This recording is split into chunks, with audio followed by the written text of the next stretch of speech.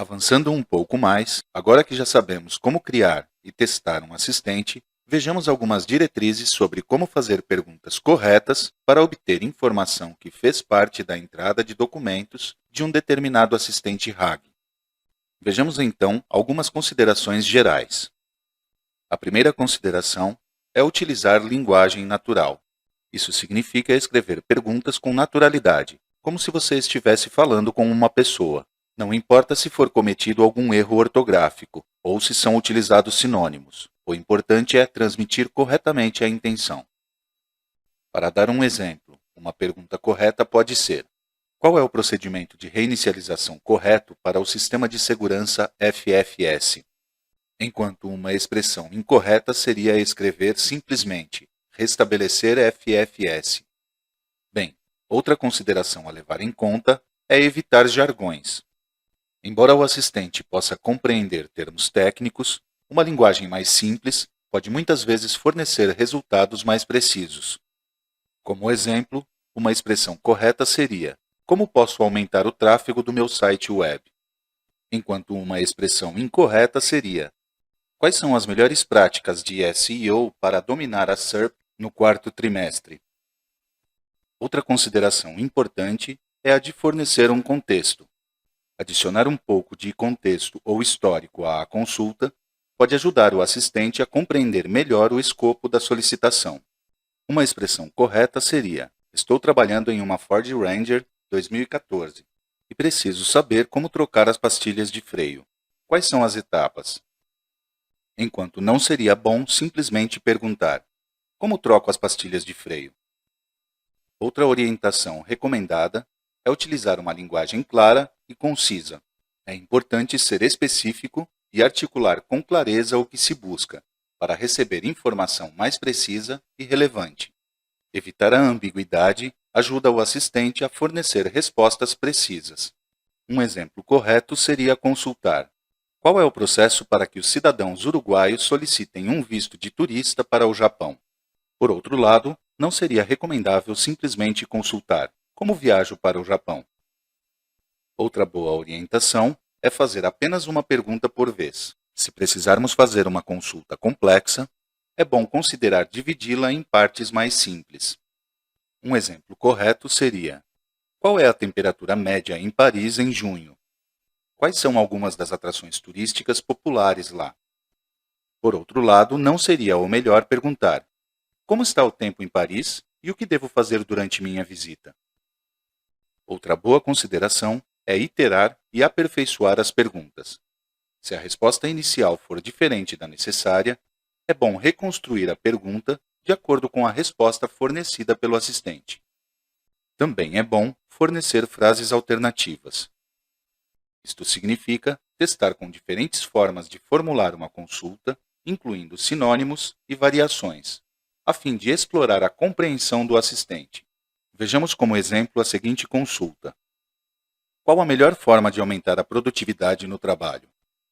Se o assistente não compreender a pergunta, ele poderá fornecer como resposta estratégias gerais sobre produtividade, em vez de estratégias específicas no local de trabalho.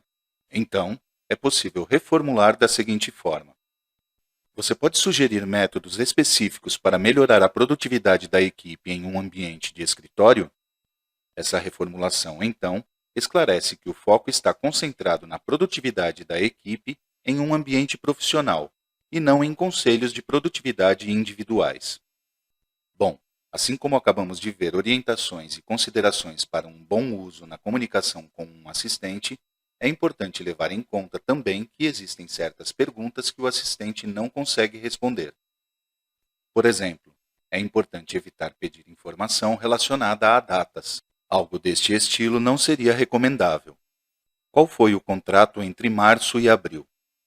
Não se espera que as comparações ou o contraste de informação produzam bons resultados.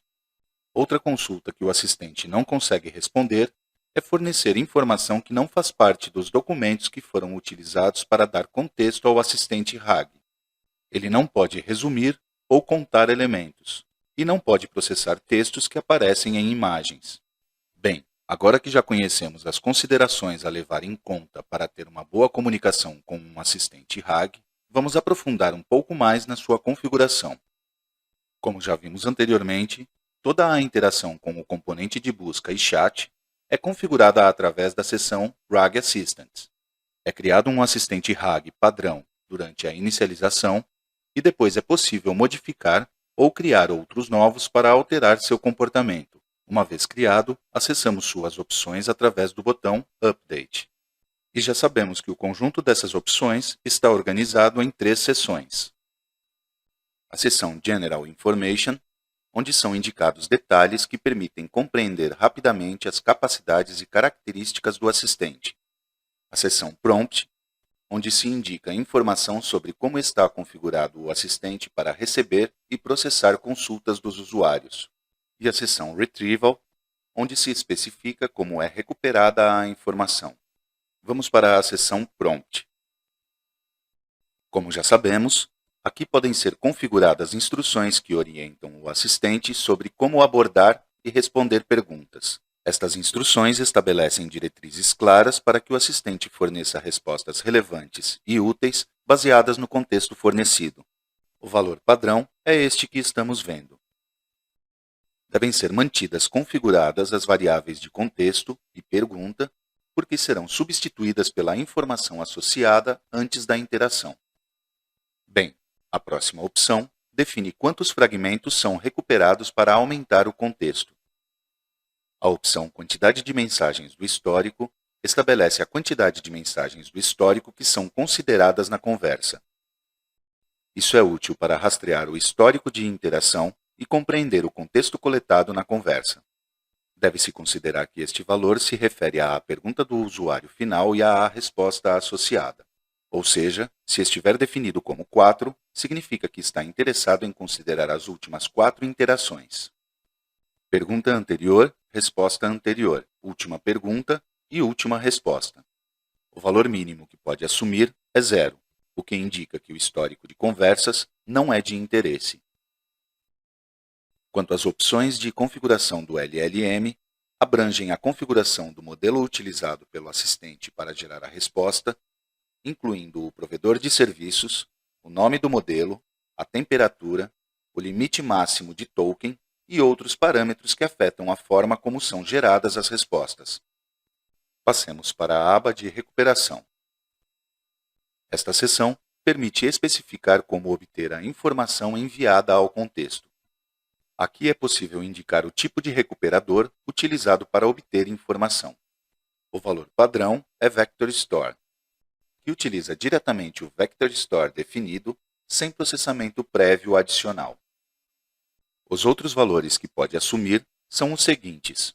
Método de incorporação de documentos hipotéticos. Este método utiliza técnicas de incorporação para responder consultas, gerar respostas hipotéticas, incorporá-las no documento gerado e, em seguida, utilizá-lo como exemplo final.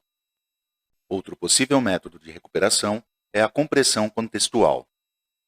Este método tenta melhorar as respostas retornadas pelas buscas de similaridade de documentos, levando em consideração de forma mais adequada o contexto da consulta. Outra opção é a autoconsulta.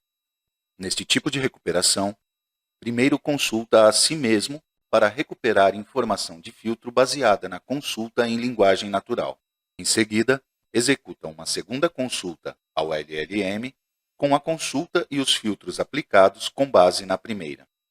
Também é possível escolher a consulta múltipla. Este tipo de recuperador automatiza o processo de ajuste rápido através do uso de um LLM para gerar múltiplas consultas a partir de diferentes perspectivas para uma determinada consulta inicial do usuário. Para cada consulta, então, recupera um conjunto de documentos relevantes e toma a união única de todas as consultas para então obter um conjunto maior de documentos potencialmente relevantes. Em seguida, a opção Limite de pontuação. Utiliza o que é chamado de pesquisa recursiva de similaridade. Serão retornadas todas as correspondências de perguntas semelhantes com base no limite de pontuação mínimo indicado.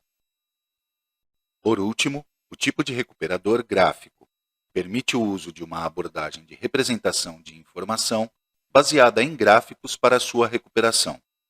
E, em seguida, Nesta caixa é possível especificar a consulta que é enviada ao recuperador para buscar informação.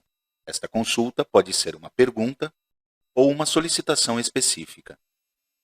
Esta caixa limite de pontuação define o valor mínimo válido para considerar a informação como válida quando for recuperada. Se não houver documentos válidos, não ocorre nenhuma interação com o LLM. O valor padrão é 0,0. A caixa metadata do perfil pode conter metadata adicional relacionado ao perfil do recuperador. O valor padrão é um objeto vazio, mas em certos casos é conveniente poder ajustar cada acesso ao LLM para obter o resultado desejado. Finalmente, na caixa Endpoint, é possível indicar a URL que aponta para o servidor ou serviço específico onde estão hospedados os métodos ou modelos de recuperação.